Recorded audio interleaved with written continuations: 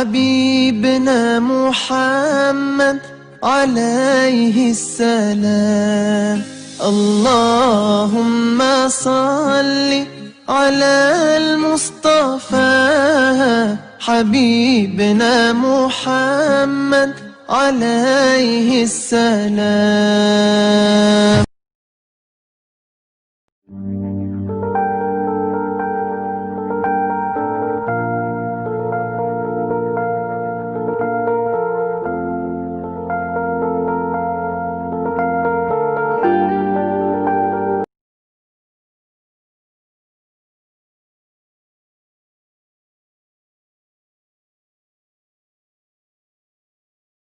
Bismillahirrahmanirrahim. Assalamualaikum warahmatullahi wabarakatuh. Waalaikumsalam. Alhamdulillahirabbil alamin. Wassalatu wassalamu ala asyrafil anbiya'i wal mursalin wa ala alihi wa sahbihi ajmain, amma ba'du. Pemirsa budiman Majelis Taklim Ibadur Rahman Channel yang dirahmati Allah Subhanahu wa taala. Puja dan puji syukur kita panjatkan kehadirat Allah Subhanahu wa taala yang telah memberikan kita nikmat begitu banyak, sehingga di hari ini kembali Majelis Taklim dan Dakwah Islam Ibadur Rahman hadir di hadapan pemirsa budiman sekalian, tentunya dalam rangka menyampaikan dakwah Islam.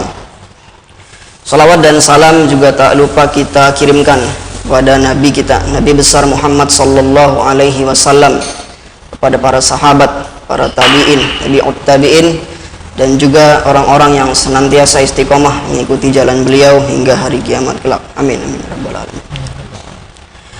Alhamdulillahirabbil alamin. Pemirsa budiman dimanapun Anda berada, hari ini Majelis Taklim dan Dakwah Islam kembali hadir ya di dalam siaran ya, live streaming YouTube Majelis Taklim Ibadur Rahman Channel.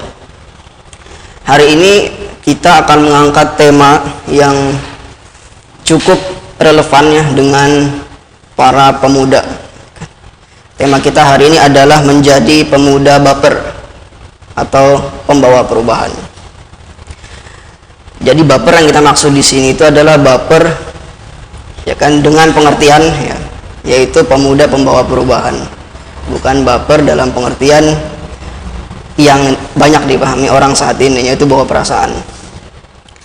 Nah sekarang ya kita telah mengundang atau telah hadir di tengah-tengah kita Ustadz Yusuf Al-Barawi MPD. Assalamualaikum warahmatullahi wabarakatuh Ustadz. Waalaikumsalam warahmatullahi wabarakatuh. Beliau ini adalah seorang pemerhati remaja ya kan, dan juga seorang penulis buku yang bukunya baru saja terbit bulan berapa Ustadz? Bulan Desember. Bulan Desember 2019 ya. Jadi baru sekali. Nah, barangkali beliau ini adalah sosok yang tepat ya untuk kita undang untuk memberikan ya penjelasan kepada kita tentang menjadi pemuda baper pembawa perubahan. Insyaallah. Saya ketika membaca judul ini ya, sangat tertarik nah, kan? Ya, saya lihat baper ya kan. Sebelum saya mengetahui kan bahwa baper itu panjangan pembawa perubahan, saya memahami baper itu ya bawa perasaan ya, ya ya. kan. Sebenarnya apa sih makna dari judul yang antum berikan ini Zat? Ya. Silakan Zat. Baik, terima kasih. Bismillahirrahmanirrahim. Assalamualaikum warahmatullahi wabarakatuh. Waalaikumsalam warahmatullahi wabarakatuh. Alhamdulillahirabbil alamin. Wassalatu wassalamu ala asyrafil anbiya'i wal mursalin wa ala alihi wa ashabihi ajmain wa man da'a bi da'watihi wal tazama bi tariqatihi wa jalal aqidatal islamiyatan asasan li fikratihi wa ahkama syar'iyyata miqyasan li a'mali. Asyhadu an la ilaha illallah, asyhadu anna Muhammadar Rasulullah. Allahumma shalli ala Muhammad wa ala Muhammad. Baik, mengenai pertanyaan tadi ya, mengenai baper. Apa sih baper ya? Ini kan istilah tren di anak-anak muda ya, baper. Istilahnya bawa perasaan. Kalau istilah apa namanya yang sering dibawakan itu ya, bawa perasaan nanti apa istilahnya? Mudah galau ya. Dikit-dikit baperan. Nah, ini saya kira yang tren di anak muda kata-kata ini ya kan, disinggung sedikit baper, jomblo lihat yang sudah ada pasangannya baper. Okay. Bawa perasaan. Tapi yang kita bahas pada kesempatan kali ini baper dalam arti yang lain. Okay. B-nya kecil, ba-nya kecil, per-nya, P-nya itu besar. Okay. Baper pembawa perubahan atau bawa perubahan. Nah, ini yang akan kita bahas. Perubahan yang seperti apa? Mungkin nanti akan kita bahas. Nah, jadi perubahan di sini ya maknanya ini bagaimana kita sebagai pemuda itu bukan menjadi masalah, tetapi solusi untuk masalah, ya kan? Bukan sumber masalah, tetapi menjadi sumber dari penyelesai masalah. Nah, dalam hal ini ya sesuatu yang masalah itu kan perlu dirubah. Nah, makanya bagaimana kita menjadi pemuda yang bisa mengubah masalah-masalah tadi. Dari baper supaya nanti jadi lapar. Apa itu? Lapar itu langsung terjadi perubahan. Jadi penting juga, lapar itu penting. Jadi habis baper bawa perubahan langsung kemudian hasilnya itu lapar. Lapar tadi apa? Langsung terjadi perubahan. Dipaksakan aja sih. Langsung terjadi perubahan ya. Langsung perubahan ya. Mengenai perubahan saat pemuda baper ya. Pemuda betul. Pembawa perubahan. Pembawa perubahan. Sebenarnya mengapa dan apa sih yang harus dirubah gitu loh? Ya. Oleh pemuda ini. Iya, betul. Jadi yang menjadi kegalauan kita bersama ya, juga menjadi kegalauan kita, kita melihat pasti ya, kan perubahan itu kan mengganti sesuatu yang tadinya mungkin negatif jadi positif. Nah, itu kan perubahan ya. Misal kalau kita belajar di IPA misalnya, ada perubahan wujud dari gas menjadi padat, padat menjadi cair, cair menjadi padat, dan seterusnya. Ya kan, kalau cair menjadi padat, contohnya apa? Es batu ya, dan seterusnya. Begitu pula hal yang terjadi di sekitar kita ya, di sekitar kita, kehidupan para pemuda secara umum yang terjadi. Nah, perlu perubahan memang. Kenapa perlu perubahan? Karena memang kita lihat kondisi kita ya, kita ini kan orang muslim, orang Islam, muslim, apalagi kita mukmin, orang yang beriman. Kita ini ingin apa yang kita imani itulah yang menjadi landasan dalam kehidupan kita, yaitu Islam. Ya kan, Islam sudah banyak sekali hal-hal yang diatur di dalam Islam, banyak sekali hal-hal yang diajarkan dalam Islam. Namun kenyataannya di kehidupan kita, di kehidupan para pemuda ini malah sebaliknya begitu. Contoh yang paling mudah kita lihat adalah misal masalah aurat. Kan di dalam hadis dikatakan auratu ar-rajuli baina surratihi wa rukbatihi. Hadis riwayat Duruqutni. Bahwa aurat laki-laki itu dari pusat sampai lutut. Ya kan? Faktanya kita lihat banyak nggak orang-orang yang kelihatan auratnya? Masih banyak. Masih banyak ya kan. Contoh pas main futsal, pas lagi keluar banyak aja tuh yang jalan-jalan kelihatan pahanya dan seterusnya. Ini dari sisi aurat. Kemudian apalagi perempuan.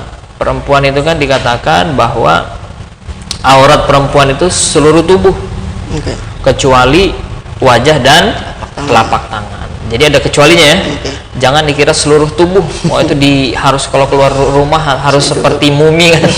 Dibalut semuanya, enggak juga. Makanya ada kecualinya. Illa hadza wa hadza. Wajah dan telapak tangan. Itu aja semestinya. Makanya ketika perempuan itu keluar rumah dikatakan di dalam Al-Qur'an bihumuri. Bihumur itu dengan kerudung, kemudian min jalabibihinna. Dengan menggunakan jilbab, menggunakan pakaian yang terusan yang menutup aurat, tidak longgar, tidak ketat, tidak transparan. Kan seharusnya kaum muslim seperti itu, ya kan? Kemudian saya juga pernah melihat ada seorang kenalan dulu pernah ke salah satu museum di Turki. Dilihatkan di situ bagaimana pakaiannya Fatimah Az-Zahra. anaknya Rasulullah. Ternyata memang pakaiannya bergamis begitu, dan memang pakaian-pakaian yang menutup aurat, tidak ketat, tidak transparan, tidak melihatkan lekuk-lekuk tubuhnya. Tapi kenyataannya kita lihat banyak tidak perempuan-perempuan yang memperlihatkan auratnya. Nah, banyak kan? Nah, banyak seperti itu. Padahal di Islam diwajibkan.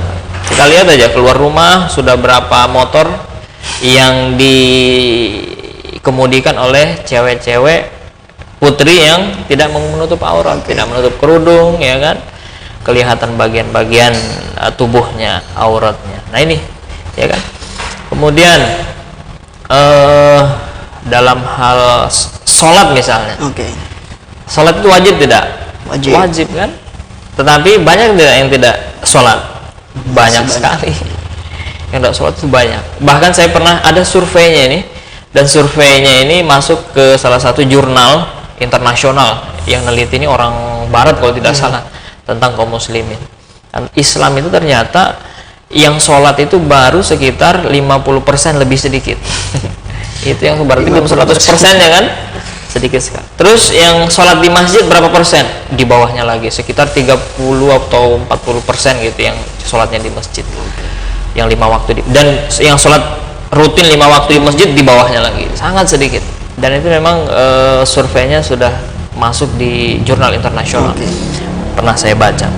Nah, ini kan hal-hal yang apa ya, bagi kita yang mengerti hal ini ya kan, pasti menjadi kegalauan buat kita. Nah, inilah hal-hal yang mestinya kita rubah, ya kan?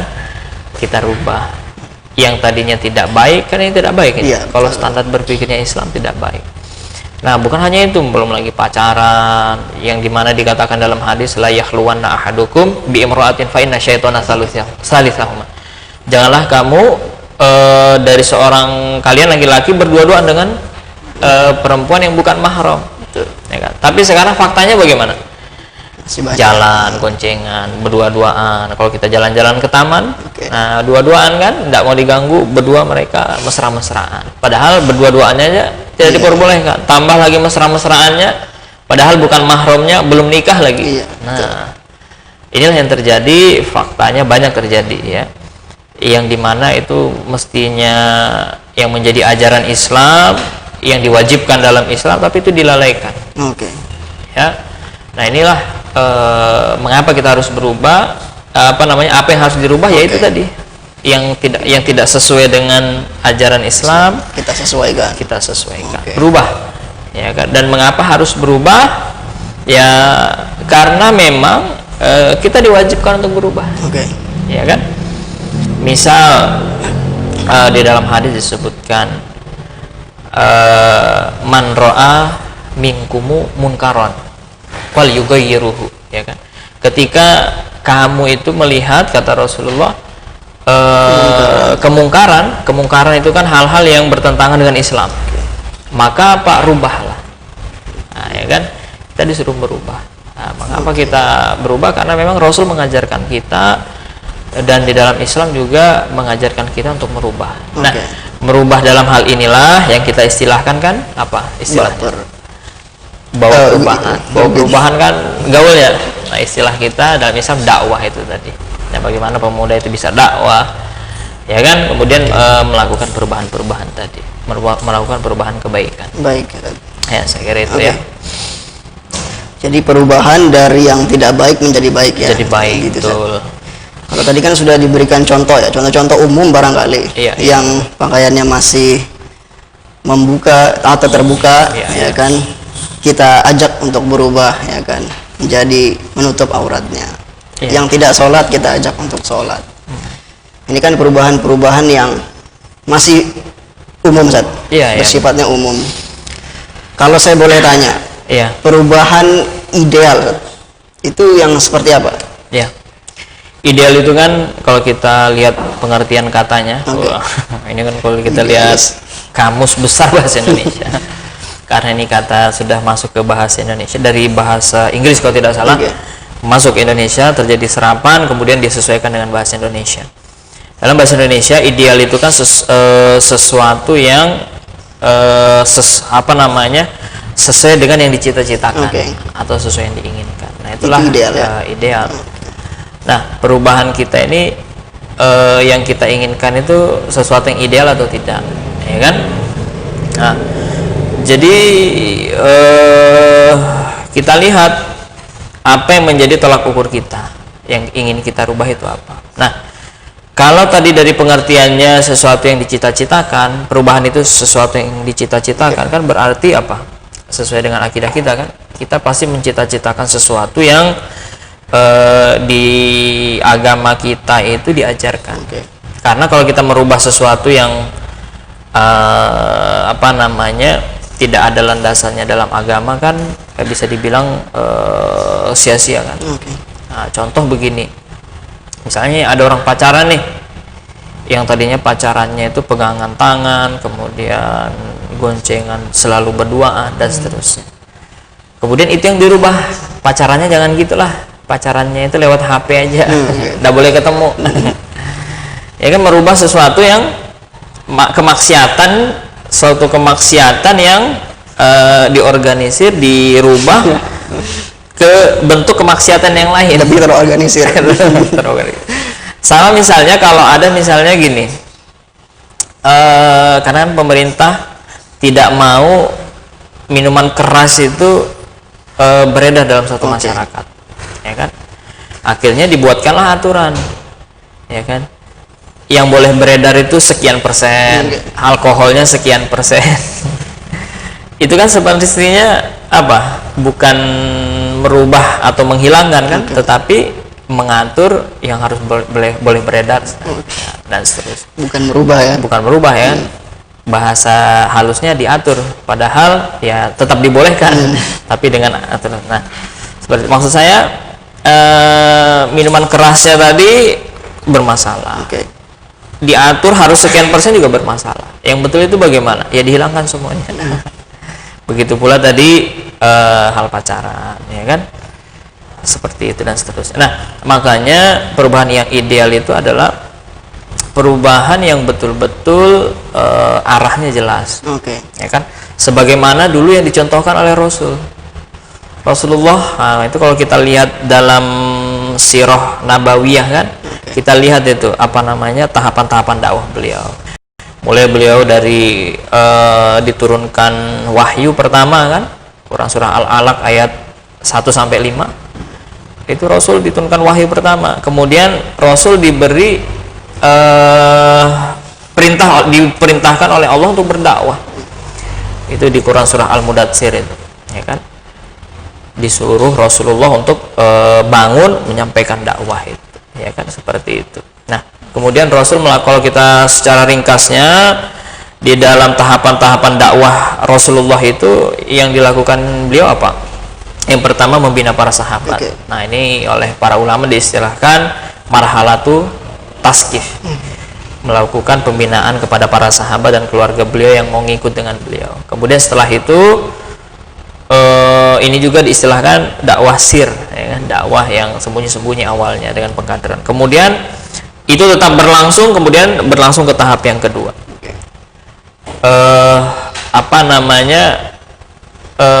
Perjuangan di tengah masyarakat, ya kan? Marhalah tatbik. Kemudian yang ketiga